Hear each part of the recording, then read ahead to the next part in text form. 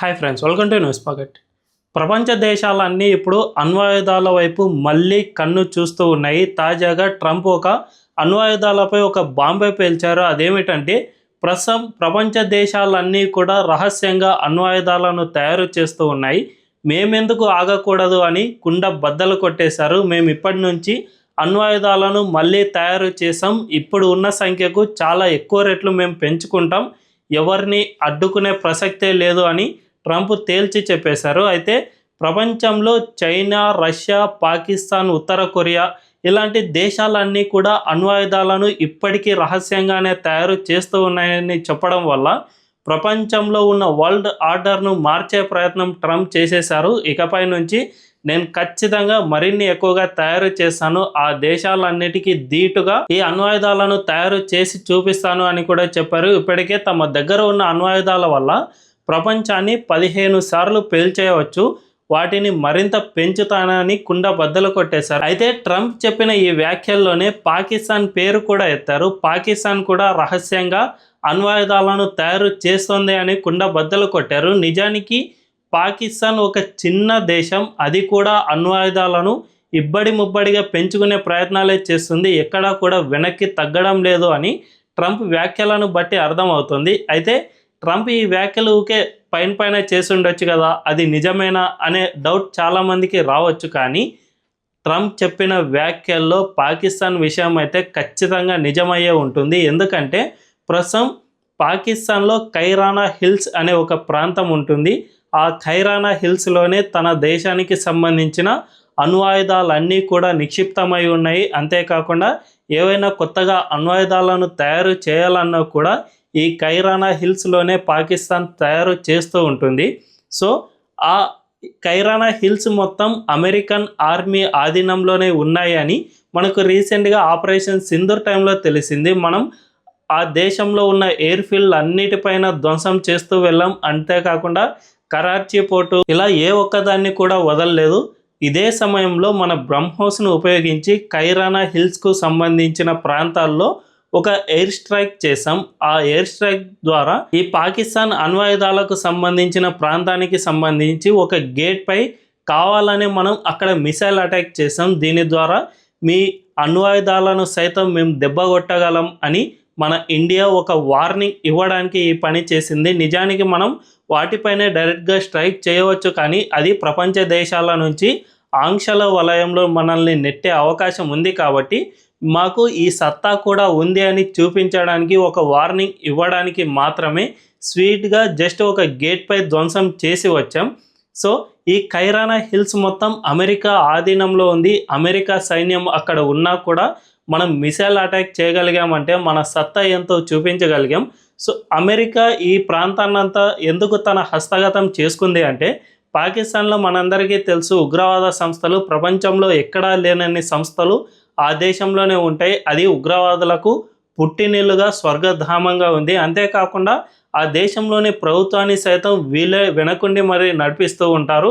Army and ఉగ్రవాదులు ఒక్కటే ప్రభుత్వాన్ని తోలు బొమ్మ కీలు బొమ్మలాగా ఆట ఆడిస్తూ ఉంటారు. కాబట్టి ఆ దేశంలో ఉగ్రవాదులకు చాలా స్వేచ్ఛ ఉంటుంది. అంతేకాకుండా గవర్నమెంట్ను సైతం వాళ్ళు కంట్రోల్ చేయగలిగిన శక్తి కలిగి ఉన్నారు. కాబట్టి ఖచ్చితంగా వీళ్ళు కావాలి అని అనుకుంటే అణ్వాయుధాలను సైతం వీళ్ళ చేతుల్లోకి తీసుకోగలరు. ఉగ్రవాదులకు కనుక అణ్వాయుధాలు చిక్కితే అది ప్రపంచంలో చాలా డేంజరస్ థింగ్గా మారనుంది. ఎందుకంటే జనరల్గా ప్రభుత్వాలకు కాస్త కంట్రోల్ ఉంటుంది, కానీ ఉగ్రవాదుల చేతుల్లో అణ్వాయుధాలు మాత్రం ఎప్పటికీ కంట్రోల్ అనేది ఉండదు. ఇది ప్రపంచ దేశాలన్నీ కూడా గుర్తించాయి. అమెరికా, ఐక్యరాజ్య సమితి వీటిపైన హెచ్చరికలు జారీ చేస్తూ వచ్చాయి. సో అందువల్లనే పాకిస్తాన్ను కంట్రోల్ చేయాలంటే అక్కడ అమెరికన్ సైన్యం ఉంటే మాత్రమే ఇలా కంట్రోల్ అవుతుంది అని అమెరికా గుర్తించి అక్కడ తన సైన్యాన్ని మోహరించింది. సో అణ్వాయుధాలు పాకిస్తాన్ దగ్గర ఉన్న మాట నిజమే, కానీ వాటి కంట్రోల్ మొత్తం ప్రస్తుతం అమెరికా హస్తగతంలోనే ఉంది అని స్పష్టంగా అర్థమవుతుంది. సో అమెరికన్ ఆర్మీ హస్తగతంలో ఉన్న కార్యకలాపాలన్నీ కూడా ఆ ఆర్మీకి ఇట్టే తెలిసిపోతాయి. అక్కడ ఏమేమి జరుగుతూ ఉన్నాయి, అణ్వాయుధాల సామర్థ్యం ఎంత, వాటిని తయారు చేస్తున్నారా లేదా అనే విషయాలన్నీ కూడా బయటికి ఇట్టే తెలిసిపోతాయి. కాబట్టి ట్రంప్కు కూడా ఈ విధంగానే తెలిసిందా అనే అనుమానాలు కలుగుతూ ఉన్నాయి. మనం ఇలాంటి విషయాల్లో ఎక్కడా కూడా కనీసం చిన్న డౌట్ ఉన్నా కూడా మనం అస్సలు నిర్లక్ష్యం చేయకూడదు. ఎందుకంటే అణ్వాయుధ సామర్థ్యం అనేది ప్రపంచంలో ఒక దేశ శక్తిని నిరూపించే స్థాయికి చేరుకుంది. ప్రస్తుతం దగ్గర 9 దేశాల దగ్గర అణ్వాయుధాలు ఉన్నాయి. ఉత్తర కొరియా దగ్గర పూర్తి స్థాయిలో ఉన్నాయా లేదా అనే అనుమానాలు అయితే ఇప్పటికీ ఉన్నాయి. కిమ్ అయితే నా దగ్గర అణ్వాయుధాలు ఉన్నాయి, నేను ప్రపంచంపై అమెరికాపై కూడా దాడి చేయగల సామర్థ్యం నా దగ్గర ఉంది అని ప్రకటన చేస్తూ ఉన్నాడు. కానీ దానిపై ఎంత మేరకు ఉంది, ఎంత సామర్థ్యం అనేది ఇప్పటికీ ప్రపంచానికి తెలియదు. కాబట్టి దగ్గర 9 దేశాల దగ్గర ఈ అణ్వాయుధాలు అయితే ఉన్నాయి. సో పాకిస్తాన్ దగ్గర ఇప్పటికే ఉన్న ఆయుధాలతో పాటు మరిన్ని ఎక్కువగా తయారు చేసుకుంటోంది అని ట్రంపే స్పష్టంగా ప్రకటన చేసిన సమయంలో ఇక మన భారతదేశం ఎందుకు సైలెంట్గా ఉండాలి అనే క్వశ్చన్ అయితే రైజ్ అవుతుంది. ఎందుకంటే మనకు ప్రధాన శత్రువు పాకిస్తానే. ఆ దేశం మనపై ఎప్పటికీ ఉగ్రవాదులను పెంచి ప్రోత్సహిస్తూనే ఉంటుంది, మన దేశంపైకి పంపి దాడులను చేస్తూనే ఉంటుంది. గతంలో అయితే మనం శాంతి సందేశాన్ని వల్లే వేస్తూ ఉన్నాం. చాలా వరకు మేము ఎవరిపై అటాక్ చేయం, మేము శాంతిపూర్వకంగా అన్ని సమస్యలను పరిష్కరించుకుంటాం. పాకిస్తాన్ మన ముంబైపై అతిపెద్ద ఉగ్రవాద దాడి 26/11 చేసినా కూడా మనం ఆ దేశంతో మెల్లిగా కూర్చుని చర్చించుకుంటామని గతంలో కాంగ్రెస్ ప్రభుత్వాలు హయాంలో మనం ఇటువంటి శాంతి చర్చలు వల్ల వేస్తూనే ఉన్నాం. కానీ ఆ దేశం అస్సలే మారలేదు, మనపైకి ఉగ్రవాదులను పెంచి ప్రోత్సహిస్తూనే ఉంది. సో అందువల్లనే మనం ఖచ్చితంగా ఎప్పుడైనా శాంతికి ఒక సూత్రం ఉంటుంది. మనం బలవంతులుగా ఉన్నప్పుడు వేసే శాంతి వచనాలు చాలా స్ట్రాంగ్గా ఉంటాయి. అదే బలహీనుడు వేసే శాంతి వచనాలకు ప్రపంచంలో విలువ ఉండదు అని ఒక సేయింగ్ ఉంటుంది. సో మన ఇండియా కూడా మనం బలం చూపించుకున్న తర్వాత శాంతి గురించి మాట్లాడితే దానికి వాల్యూ ఉంటుంది. కానీ చేతగాని వాడు వల్లే వేసే శాంతి వచనాలకు ఎటువంటి విలువ ఉండదు. మన దేశం కూడా గతంలో అయితే కాంగ్రెస్ ప్రభుత్వం అధికారంలో ఉన్నప్పుడు చేతగాని వాడిలాగా ఆ ప్రభుత్వం యాక్ట్ చేసేది. కానీ ఇప్పుడు ఉన్నది మోదీ గవర్నమెంట్ అలా కాదు. మన దేశాన్ని సూపర్ పవర్గా నిలిపిన తర్వాత శాంతి వచనాలు మాట్లాడుతారు, అప్పుడే మనకు విలువ ఉంటుంది అని గ్రహించారు.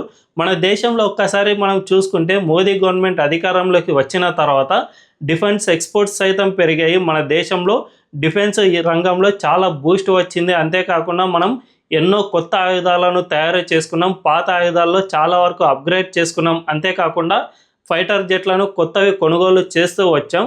సో దీనివల్లనే పాకిస్తాన్ మనల్ని చూసి వణికిపోతుంది. ఇప్పుడు మనం అణ్వాయుధాలను సైతం తయారు చేసుకోవాల్సిన పరిస్థితి ఏర్పడుతుంది. ఎందుకంటే పాకిస్తాన్ రహస్యంగా తయారు చేస్తూ ఉన్నప్పుడు మనం చేతులు కట్టుకుని కూర్చొని 1998లో చివరిసారిగా పోఖ్రాన్ అణు పరీక్షలు జరిపిన తర్వాత నుంచి మనం ఎప్పుడూ కూడా అణ్వాయుధాలపై దృష్టి సారించలేదు.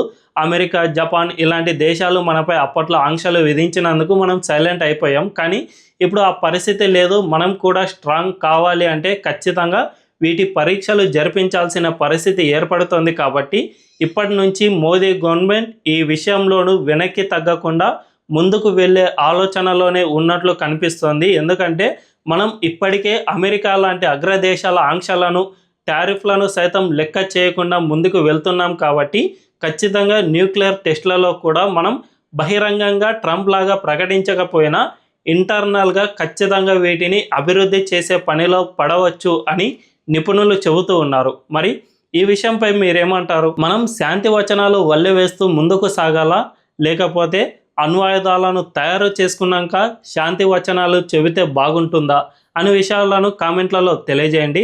అండ్ ఈ వీడియో కనుక మీకు నచ్చినట్లయితే ఖచ్చితంగా మా ఛానల్ను సబ్స్క్రైబ్ చేసుకొని అండ్ బెల్ ఐకాన్ క్లిక్ చేయడం అస్సలు మర్చిపోవద్దు. Thank you.